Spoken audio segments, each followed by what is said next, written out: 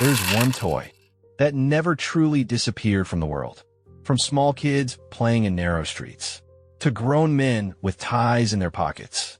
From the laughter of children, to old hands shaking as they change tiny wheels. Everyone has played it, some still do. Tamiya, but not many people know. This small toy was born from one of Japan's darkest times. From a father who lost everything, and a son who would one day change everything. And now, as the man who protected this dream has just passed away, we begin to wonder, were we really building when we put those little pieces together? Because his story is only just beginning.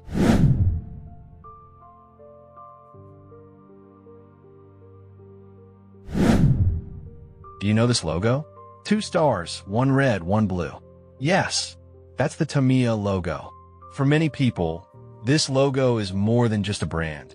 It's a part of childhood, a memory of small engines buzzing, plastic tracks twisting, and that one moment when your car finally won the race. But most people don't know. This all started with a quiet little boy who didn't like to play outside, but preferred sitting in the corner of a dusty workshop. His name was Shunsaku, and every day, he sat inside a small wooden shop, watching his father, Yoshio Tamiya, carefully carving wood at a workbench covered in sawdust and glue. This was in the late 1940s. Japan had just lost the war. The country was broken. People had lost their homes, their families, and their hope. Yoshio was not a rich man.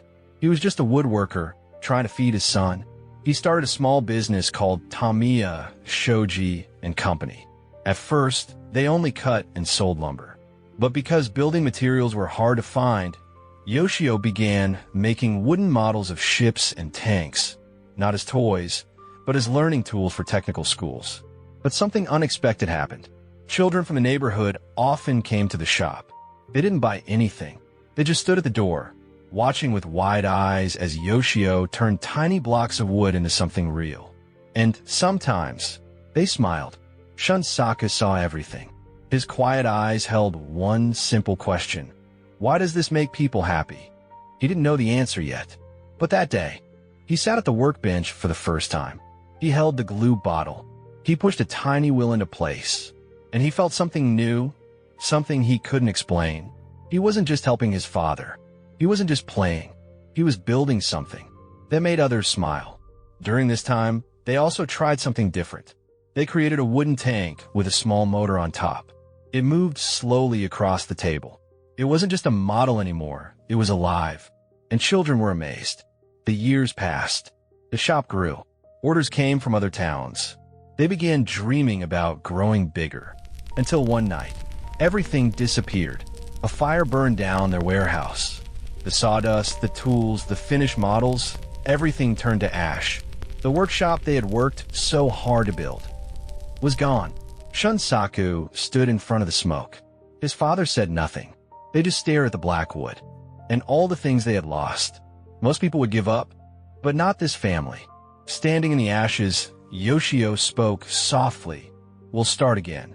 But this time, not just with wood. That was the turning point. Shunsaku didn't only see destruction. He saw a new path. And from that moment on, he no longer sat quietly at the bench. He began to move forward, slowly, toward something much bigger than a small wooden shop. And without knowing it, he had just begun a journey that would one day change the world. After the fire, the Tamiya family didn't rise again right away. The sawdust on the floor had turned to ash. The warm workbench was now just a burned piece of wood.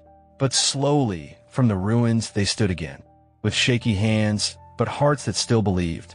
Shunsaku was no longer a little boy. He started helping with real decisions about materials, production, even the future of the company. But one question stayed in his mind. Will we just rebuild what was lost? Or is it time to change? Making wooden models was beautiful, but it was also slow. Each small part had to be carved by hand. It took time. IT wasn't always perfect. And worst of all, it was expensive. As demand grew, wooden models couldn't keep up. That's when Shunsaku found an idea. A big, crazy idea. Something no one in Japan had tried for model kits. Plastic. In other countries, a new method was spreading. Injection molding, a machine that could shape plastic fast with high detail. But the machines were expensive, and most people didn't believe in it. Plastic? Too cheap. No warm would smell. Traditional feeling. Japanese people won't like it, they said. But to Shunsaku, plastic wasn't a shortcut. It was a future. He proposed buying an injection molding machine. The older men at the company were confused. Some were angry. Some laughed. Young people don't understand. We're woodworkers, not factory owners. If this fails, we'll go broke. But Shunsaku believed in one thing. If we want to survive, we must take the jump first. With great risk, they bought their first machine. And their first plastic model was something big, the battleship Yamato. It was clean, light, and full of detail. It was faster to make than wood. Shunsaku smiled. He believed it would be a success. But then, it failed. Not because of the model itself, but because of the box. It was just a plain brown box with small letters. No pictures. No excitement. Stores didn't want it. Kids didn't even notice it. Shunsaku was disappointed. But he didn't give up. He learned something important. A great product is not enough if no one feels excited when they see it. So he searched for a solution. He hired professional artists to paint colorful box illustrations. Slowly, the Tamiya boxes changed. Warplanes, tanks, battleships. Painted with life and action. It wasn't just a toy. It was a story before you even opened the box. And something started to shift. Kids started to talk.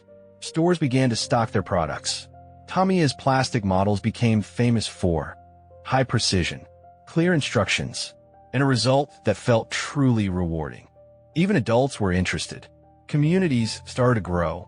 People began to meet, share, and build together. Tamiya wasn't just selling models. They were building a culture. Years passed. Wood was used less and less. Plastic became Tamiya's new identity. And in the middle of it all, Shunsaku stood by the factory window, watching rows of plastic parts come out, gray tanks, green planes, dark wheels. To others, they looked like small toys. But to him, they were pieces of something bigger. And in his heart, he whispered, "Other people see plastic as something cheap, but I see it as the road to the future." Do you remember that sound? The soft roar of a tiny motor bouncing off the walls of a toy shop. Plastic wheels racing along a track. Kids cheering, not to win, but to proudly say, "I built this car myself." That's where it all started.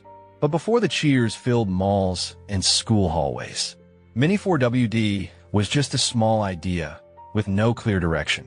It was 1982. Toy stores were full of radio-controlled cars. They were cool, high-tech, and expensive. But Shunsaku Tamiya saw something missing. Kids only watched. They didn't know what was inside the car. They didn't understand how it worked. And they never felt the joy of building it themselves. What if we make a small car, Shunsaku thought, one they can build from zero? No remote, no controller, but it still runs. The idea sounded strange.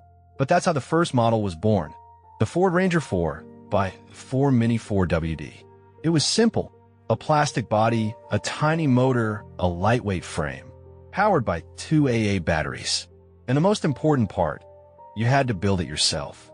Kids started using tiny screwdrivers, fitting gears, soldering wires, and decorating the body with colorful stickers. There was pride in every step. But then came the big question, once the car is built, what now? The car could run. But where would it go? There was no remote, no direction. The car just drove forward and stopped. Some kids were disappointed. Others were curious. Shunsaku knew if Mini 4WD wanted to survive, it needed a track. Inspired by slot cars and RC arenas, the Tamiya team began experimenting.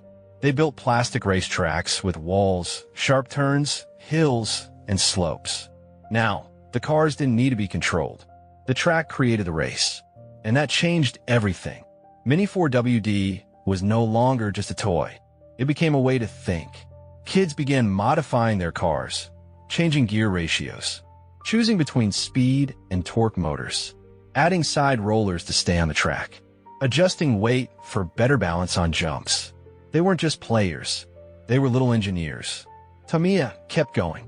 After the Ford Ranger, they released new types, Wild Mini 4WD, inspired by off-road cars. Racing Mini 4WD, built for speed. Aero Mini 4WD, with better aerodynamics.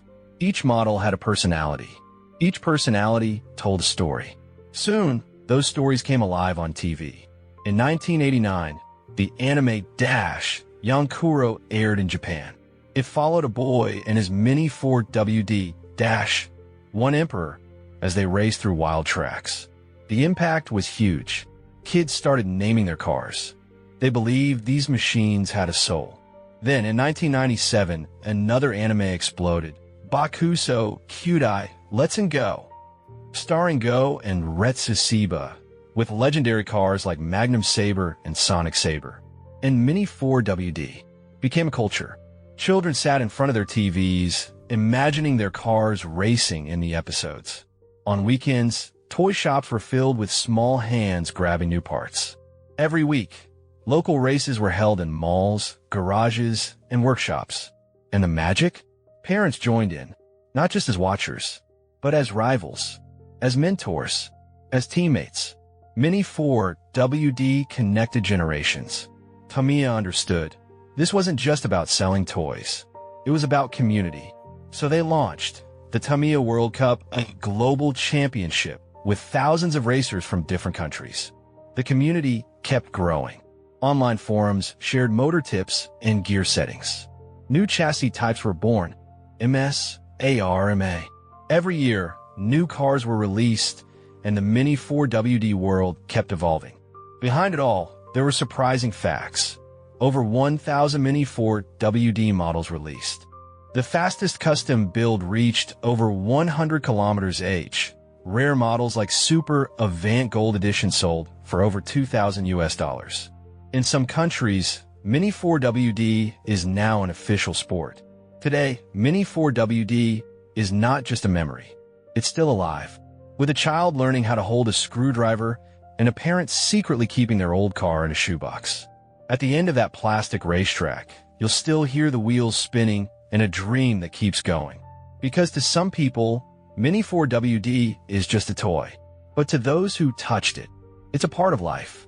At the end of the track, the sound of small engines still echoes. But this time, it's not children cheering. It's grown men smiling with excitement, holding a tiny car with hands that shake not from age, but from joy. Mini 4WD is back. But now it's not only for kids. In a small garage, a father opens an old box. Inside, the same Sonic Saber he once loved. Now he sits beside his son. They install rollers together. They laugh.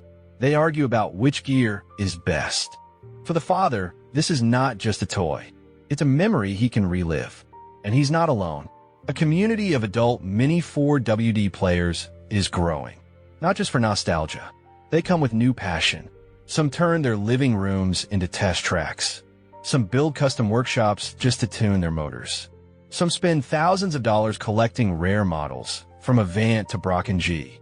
They're not just kids who grew up. They are kids who never stopped dreaming. Mini 4WD has changed. It's no longer just a hobby. It's a way of life.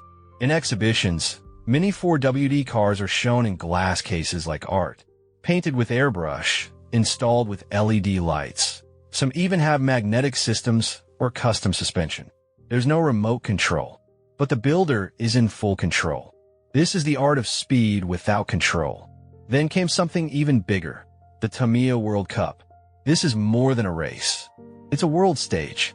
Thousands of racers from different countries come with one thing in their bags, a tiny car they built by hand. There are qualifying rounds, semifinals, and finals. The tracks are serious, spiral curves, jump sections, anti-rolling obstacles, automatic timers. When the race starts, everyone holds their breath. But what's more beautiful than speed is the face of the players. A 40-year-old man smiles like a 10-year-old when his car wins. A mother cheers when her car overtakes, just in time. A small boy hugs his grandfather after losing, but still proud. Mini 4WD doesn't care about age. It speaks to everyone the same way. Beyond the tracks, Mini 4WD touches other worlds. In education, it helps kids learn about mechanics, electricity, and aerodynamics. In art, designers create custom bodies and colorful decals. In social life, Mini 4WD builds safe spaces for people to connect, share, and grow.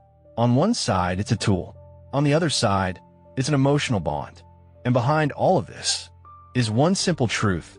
Mini 4WD is not only about winning. It's about the journey you build yourself. Late night talks over a wooden table while building a chassis.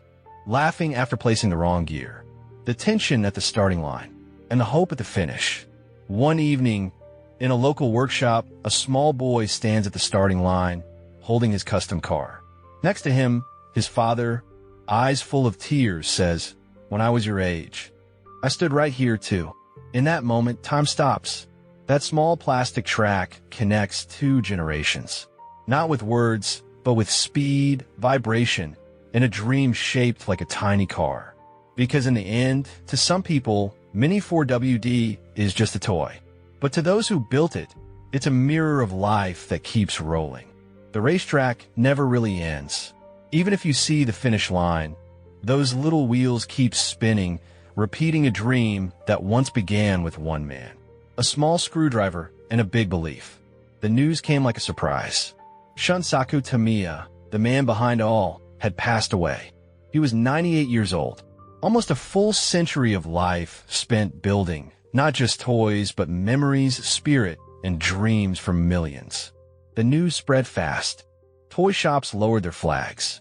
Mini 4WD fans from Japan, Germany, the Philippines, Brazil, and many other countries shared prayers, tribute videos, and personal stories. Someone posted on a forum, "I never met him, but he gave me my best childhood memory." And thousands pressed the like button. But Shunsaku's legacy didn't end there. Tamiya Inc. is still alive and moving forward. They released special edition models. They made a documentary about Mini 4WD's history. They built tuning apps where fans can design their cars virtually. They even tested augmented reality tracks, bringing Mini 4WD into mobile screens, without losing its mechanical soul. Technology changed, but the heart stayed the same. One small car, one screwdriver, one big dream. The Mini 4WD community only grew bigger. Surprisingly, young people are discovering the magic again, not from ads, but from old videos, YouTube reviews, and stories from their fathers. Tournaments continue. New clubs are formed. In big cities, Mini 4WD tracks appear inside modern cafes, a place to race while sipping coffee. Kids today may not know who Shunsaku Tamiya was, but they know the feeling, that moment the car jumps a ramp, or when the tires hit the track for the very first time. Built with their own hands, Mini 4WD didn't just survive. It became a culture. In art, custom body designs are now forms of self-expression, cyberpunk themes, neon patterns, even retro vibes. In education, Mini 4WD is used in schools to teach basic engineering. In social spaces, it brings people together. A second home for those who want to belong. People don't just come to win. They come to connect. And behind it all, he's still there. Shunsaku Tamiya. He may no longer be with us, but his spirit lives on at every starting line. His name is printed on every car box. His dream shines in every little hand holding a screwdriver, and in every grown-up heart that still believes in this small, magical world. At the end of the Tamiya Museum, there's one old wooden track. At the finish line, a tiny white car stands alone. The first model ever made.